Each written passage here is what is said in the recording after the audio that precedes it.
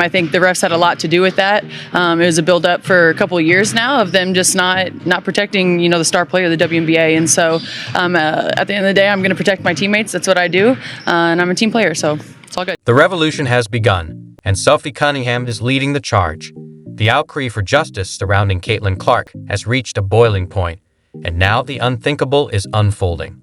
Legal action targeting the very referees accused of consistently failing to protect the WNBA's brightest star. This is no longer just about basketball. It's a seismic rupture in the league's professional integrity. Someone has finally stood up and declared, enough is enough. We'll take all media questions today, but we're just supposed to read from a script, and that's exactly what I'm going to do here. On behalf of my teammates and every member of our union, I want to be very clear that we remain committed to negotiating the next CBA with the league and the teams in good faith and privately. But we do want to set the record straight, not for the headlines, but for the fans who support us and deserve transparency. What's at stake? This is a defining moment in the WNBA. As the league grows, it's time for the CBA that reflects our true value. We are fighting for a fair share of business that we built because it is a business. We are fighting for anything. We are not fighting for anything that's unreasonable. In a move sending shockwaves through the sports world, Sophie Cunningham has reportedly taken the unprecedented step of pursuing legal action against WNBA referees, citing their repeated failure to protect Caitlin Clark from targeted harassment. This isn't about a single game or isolated incident. It's about a disturbing pattern of systemic negligence. As officials continue to ignore blatant targeting, the league's most valuable asset is left vulnerable, raising serious questions about accountability and player safety in the WNBA.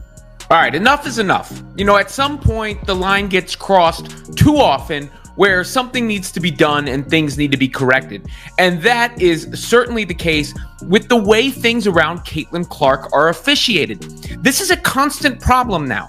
It is something that since the beginning, I've kind of backed off on because physical play is a part of sports. Going after a superstar and trying to rough them up a little bit to get in their head is a part of sports. But when it crosses the line, the referees need to do their jobs. They need to do their jobs, blow the whistle, and officiate properly. Hand out flagrants, kick people out of games, nip it in the butt. The breaking point came during a fiery Tuesday night showdown against the Connecticut Sun, where Caitlin Clark once again endured relentless physical play, treated like a human punching bag as referees stood by and did nothing. Got destroyed. Her girl Sophie came to her defense, and this was the most beast mode thing that I've seen a woman do in WNBA history.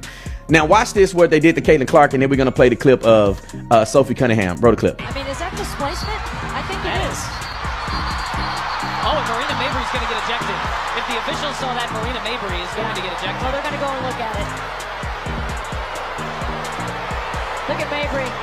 She's got a scar on one side, a scratch on one side of her face, a scratch on the other side. It's not from the game today. I asked her about it. She's always in the mix. There's a lot of contact. JCS Sheldon poked Caitlin Clark in the eye. As she was still reeling from the injury, Marina Mabry shoved her to the ground. And somehow, the referees chose that moment to hit Clark with a technical foul for unsportsmanlike conduct. Let that sink in. The victim of multiple blatant fouls ends up penalized, while her aggressors walk away with barely a consequence. He gets a technical foul after getting poked in the eye and then shoved to the floor, and Marina Mabry doesn't even get thrown out of the game. It's basically open season on Caitlin Clark, and the special whistle that she supposedly gets goes in the other direction. Flagrantly so. They gotta put it to an end. She's the most valuable player in the league in the most literal sense. And somehow she gets the opposite of superstar treatment. And that's what you saw with the Connecticut Sun and Indiana Fever. The Fever won the game. Of course they won the game. Of course they won the game. If you're enjoying this, please subscribe. But this time, something was different. Caitlin Clark finally had an enforcer. Sophie Cunningham, who had watched this pattern unfold game after game, decided she'd seen enough. With just 46 seconds left on the clock, after JCS Sheldon made a steal and broke away for what should have been an easy layup, Cunningham stepped in and delivered a message. It wasn't just about the foul.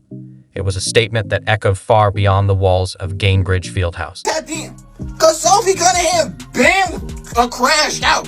She been popping it overly.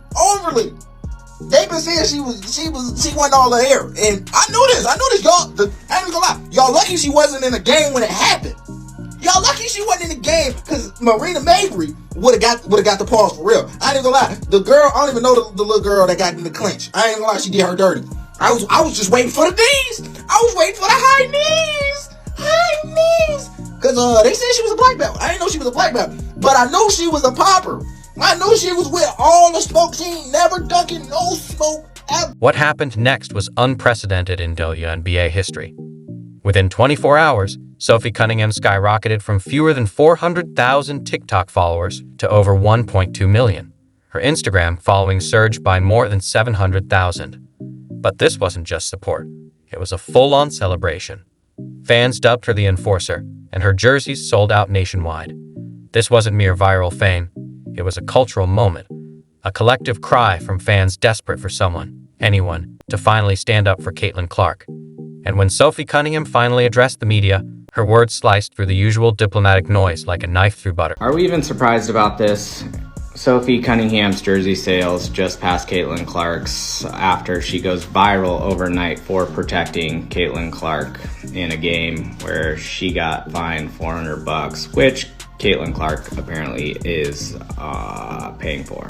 But yeah, we found our new queen at Indiana. Here's what makes Sophie Cunningham's legal action so groundbreaking.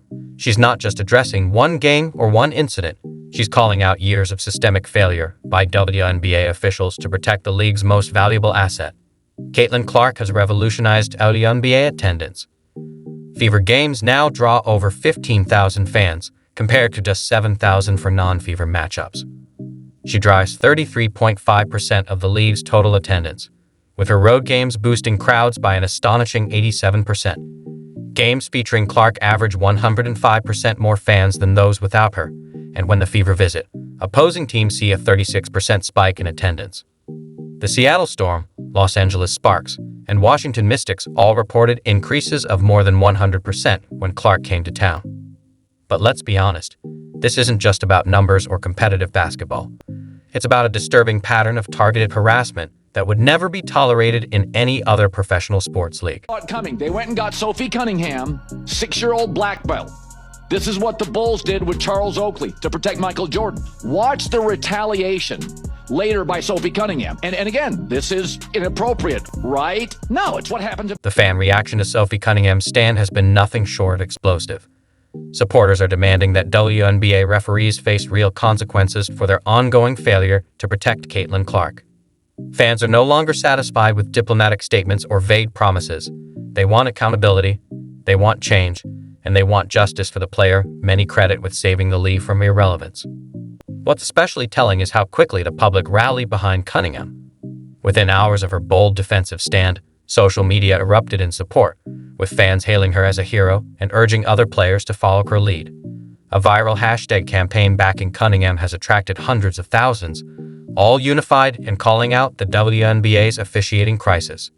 NBA legend Kevin Garnett praised Cunningham's actions, while tennis great Chris Evert called Clark the best thing to happen to women's basketball. The momentum reached a boiling point with Cunningham's lawsuit, marking a new chapter in the battle for fairness and protection in the WNBA. WNBA refs are the worst. They really are the worst in the WNBA. Some of these women's refs, I don't know if you feel this way, Angel, but they have a long way to go.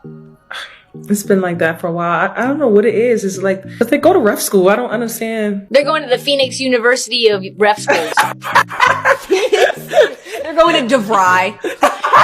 Yeah. Clark is a really hard player to officiate, much like Diana Taurasi was throughout the course of her career, for a couple of reasons. Caitlin Clark regularly gets picked up in the full court. She also gets blitzed more over the course of her career than any player in WNBA history or in that period of time. And she also creates some contact herself on the offensive end of the floor. She is very difficult to officiate because of all of the contact that's happening around her all of the time. That being said, I was in contact with a number of WNBA coaches yesterday about this topic of the officiating in the WNBA, and all of them said it needs to get better. Specifically, the consistency, not only from one game to the next, but the consistency within a game. One coach told me, we tell our players to be as physical as they can possibly be for 40 minutes because we know for 38